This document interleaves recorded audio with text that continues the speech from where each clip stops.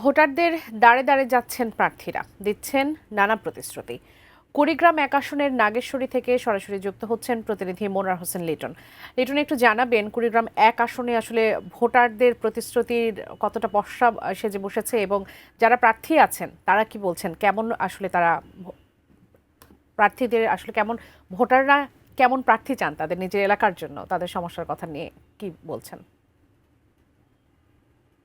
আপনাকে ধন্যবাদ। কুড়িগ্রামে এক আসনে আমি এখন আছি। এই আসনে যেমন আমরা দেখেছি এখানে জাতীয় পার্টির এই আসনটি ইতিপূর্বে দখলে ছিল, তবে এবার একটা পরিবর্তনের মানুষ ডাক দিচ্ছে। বিশেষ করে এখানে হেভিওয়েট প্রার্থী আছেন, বিএনপির প্রার্থী আছেন, এখানে লাঙ্গলের প্রার্থীও আছেন, এখানে জামাতে ইসলামের প্রার্থী আছেন, হাত পাকারও প্রার্থী আছেন। তবে আলোড়ন কেড়েছে কুড়িগ্রামের নতুন প্রার্থী, অর্থাৎ গণ অভ্যুত্থানের পক্ষের যে প্রার্থী গণ অধিকার পরিষদে বিনিয়ামিন মোল্লা, আমি এসেছি, তিনি সকাল থেকে সেখানে প্রচারণা করছেন এবং মানুষকে দাঁড়িয়ে দাঁড়িয়ে যাচ্ছেন, বিভিন্ন প্রতিশ্রুতি দিচ্ছেন।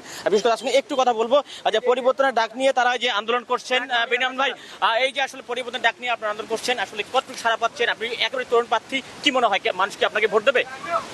জি, মানুষ এখন পরিবর্তন চায়। এই এলাকার মানুষ বছরের পর বছর বঞ্চিত হয়েছে। আমাদেরকে মানুষ মঙ্গা মফিজ বলে কটাক্ষ করে।